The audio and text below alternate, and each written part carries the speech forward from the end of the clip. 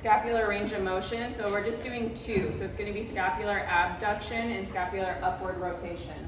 Okay. We're measuring with a measuring tape, which is a little bit funky, but pretty much what you're looking at is the excursion. So the starting point and then the ending point, you're going to take the difference between the two. Okay.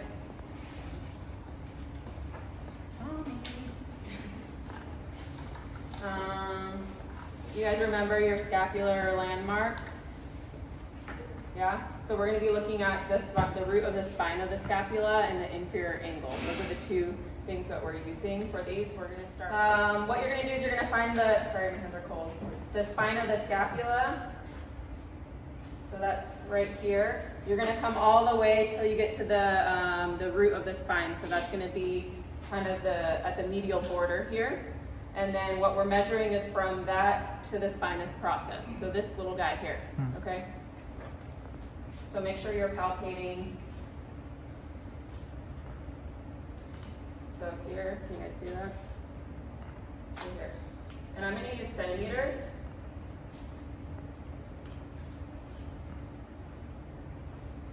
So he's at 4 centimeters as his starting point, okay? So someone remember that. And then in the patient position, they're going to be in 90 degrees of shoulder abduction, elbow bent to 90 degrees as well. And then they're going to come across into horizontal adduction, okay? So then you can see how the scapula is moving this way. You guys see that over there? Okay. So then we're measuring the excursion, okay? So come back to starting, and then I'm going to have him move through that range. Go ahead. And I'm using those same two landmarks. So the spine to the spine. So now he's at 11 centimeters. So you're going to take 11 minus 4, which is 7. Okay? And then you're going to compare to the other side. So there's no normal range. You're just comparing side to side. Okay? You guys want me to show you again? What do you guys know about scapular upward rotation? 60 degrees. What else do you guys know? 2-to-1 ratio. 2-to-1 ratio, okay. So it's an important thing, so that's good. Good stuff. Okay, so your patient's going to be sitting with their arm in anatomical position, okay? Usually in the clinic, you are looking at the angle of upward rotation, so you're looking for 60 degrees. Measuring with the tape measure is not as functional, but that's what we're learning. But just as a heads up, later on, you're going to be looking at the angle of the scapula. Okay, so this time we're using the inferior angle as the landmark. So you guys remember that's the bottom part of the scapula here. And then what level does this line up with? T7. Good. So you're measuring that distance there. So same thing, you're measuring the excursion, so the difference between the two. Try to find the most inferior point of that inferior angle. So that way, every time you do it, you're kind of looking for the same spot. And you're going to have a horizontal tape measure here. So he's at 6 centimeters. And then you can either do shoulder abduction or shoulder flexion, right? Because with both of those, you're going to upwardly rotate. Just so that we're all on the same page, let's all just do shoulder abduction. So go ahead. Good. And then his inferior angle is all the way over here, okay? So same thing, you're coming across. And he is at 16. What did he start at? 6? 7? 6? Okay, so 10 centimeters. Okay, go back down. And then why don't you turn, right? So inferior angle. Shoes off. Shoes off.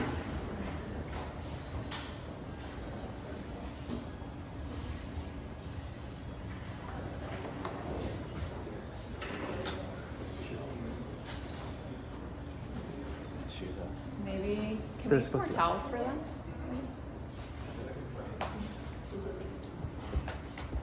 Okay, patient's going to be supine. You want their shoulder to be in like 0 degrees, flexion, extension, ab and abduction, neutral rotation. So just kind of neutral by the side. Kind of like for the internal, external rotation of the shoulder, we're going to put a towel roll under their distal humerus. So that way it's parallel here. Okay. Your motion is going to be flexing you're going to stabilize at the shoulder. We don't want the shoulder to move into flexion as you're flexing the elbow, okay? Palm should be facing towards the ceiling, okay? So this is the motion we're feeling for. Now the end feel, we can kind of have a combination of things. So depending on the person, it can be a soft end feel from the muscle bulk here. It can also be a hard end feel from the coronoid process of the ulna into the fossa. And it can also be a firm end feel from the triceps muscle, anconeus, and the posterior capsule of the elbow, okay? So really try to feel for this one. It depends a lot person to person, okay? And then your landmark, so your axis of rotation is going to be at the lateral epicondyle. So that's going to be this little bony guy on the lateral side of the distal humerus, okay? Your stationary arm is going to be parallel with the lateral aspect of the humerus, and then your moving arm is going to be the lateral aspect of the radius to the radial styloid process. So that's just the end bony part of the radius here, okay?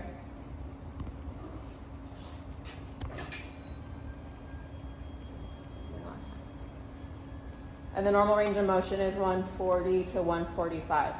But again, you're always comparing side to side, okay? Can you guys see? Okay, so again, I'm gonna palpate my landmarks. So my lateral epicondyle of the humerus.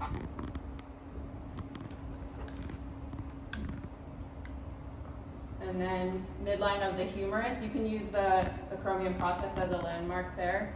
And then midline of the radius here.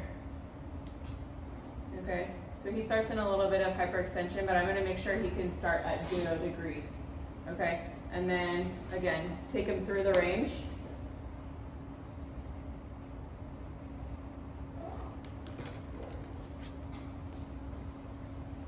And then you're going to line up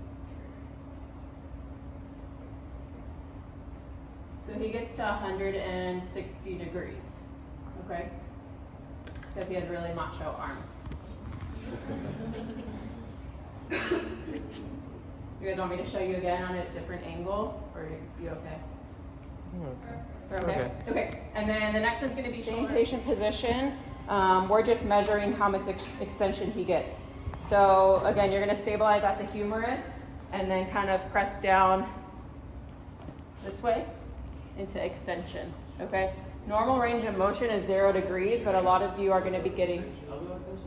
Oh, did I say shoulder? Elbow extension. Sorry.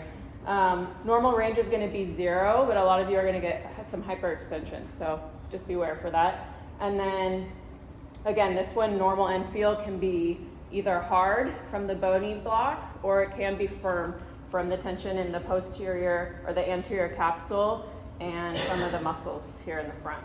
Okay. You're going to stabilize at their shoulder and then bring them into the end range there.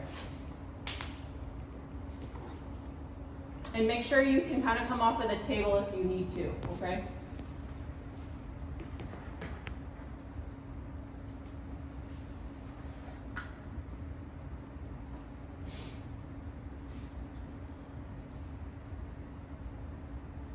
So he gets to 5 degrees of hyperextension. Okay? Questions? Okay, so for flexion, it can be a soft end feel. That's going to be if it's a bigger muscle and it's soft when you go to push it because the muscle is stopping it. Okay? The option to be firm is if it's going to be muscle tension in the back or the joint capsule itself. There's going to be a little bit of give for firm.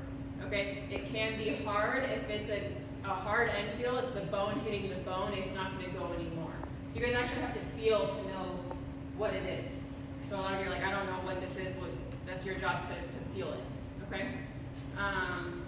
Stabilizing. So you should be at their proximal humerus when you're going through both flexion and extension to limit the motion at the shoulder, okay? So when you're feeling your end feel, that's when you're stabilizing. And then when you're measuring, you can move your stabilizing hand to hold your goniometer, okay? Does that clear things up? Yeah? Okay. You guys ready for more? Right, so pronation down, supination up, like you're gonna hold a cup of soup. You know, that's what helps remember. Okay, so their normal range for both of them is 80 degrees. And again, you're having to feel for the end feel for these. It may be firm, it may be hard, depending on the person. So we'll start with pronation.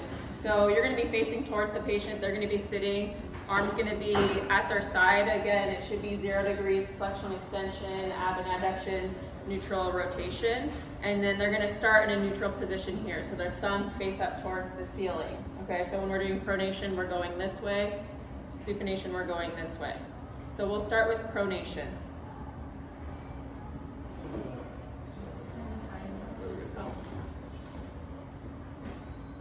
Okay, so you're gonna stabilize at their distal humerus, and you're gonna take them through the motion at their forearm, okay?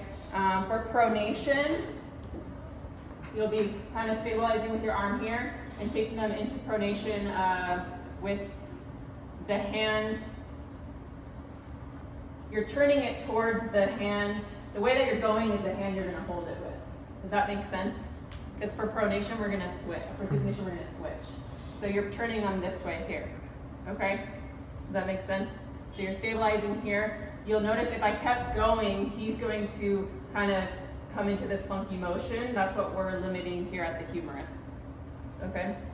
So your starting position is here. Your landmarks, your axis is going to be, these get a little funky. So your axis is gonna be lateral and proximal to the ulnar styloid process. Okay, so it's gonna kind of be hovering in the air here. Your stationary arm is gonna be parallel with the midline of the humerus, and your moving arm is going to be proximal and parallel to ulnar and radial styloid process. So it's gonna be resting on top of the forearm, like this. So you wanna find the area that's kind of flat and not too muscle bulky, and it's gonna rest on top like so. Okay, can you guys all see that? Can you guys see from over there? Way back there you can see? Okay. Okay, so again, I'm gonna take them through the motion here, and then this is going to be my end range. So we're gonna start here. So 0 degrees. I'm gonna feel the end feel here. It's firm. And he gets to 85 degrees, okay? Got it? Can you repeat the landmarks again? Sure. So the axis is going to be lateral and proximal to the ulnar styloid process, okay? So kind of here, okay? Stationary arm is going to be parallel with the midline of the humerus. So kind of pointing straight up, but parallel. And then the moving arm is going to be proximal and parallel to the ulnar and radial styloid processes, resting on the dorsal aspect of the forearm. Got it? Normal is 80 degrees. Okay? Okay. So, supination. It's going to be pretty much the same thing, but on the other side. So your axis now is going to be proximal and lateral to the ulnar styloid process this time. Okay. Stationary arm is the same, parallel to the midline of the humerus, and then your moving arm this time is going to be on the ventral aspect or palmar aspect of the forearm, proximal to and parallel to the styloid processes. Okay? Does that make sense? You Yes. said lateral and proximal to the ulnar styloid? Medial, sorry, medial and proximal. So lateral is for pronation. Yeah. Medial for supination. Exactly. Okay. Yeah. Okay, so to take them through the motion, you're going to stabilize at the humerus. Your hand is going to be on the outside, and you're going to take them into supination. Okay? It should be a firm end feel or hard, depending on the person.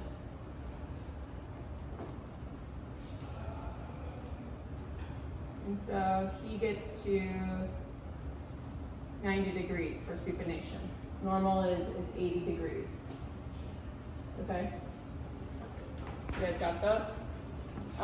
And take your time, like when you're doing the practical, it's easy to get confused, like which way you're doing it. Just kind of go based off of the way that you're turning towards. The axis should be on the side that you're turning away from. Does that make sense? Okay, practice that.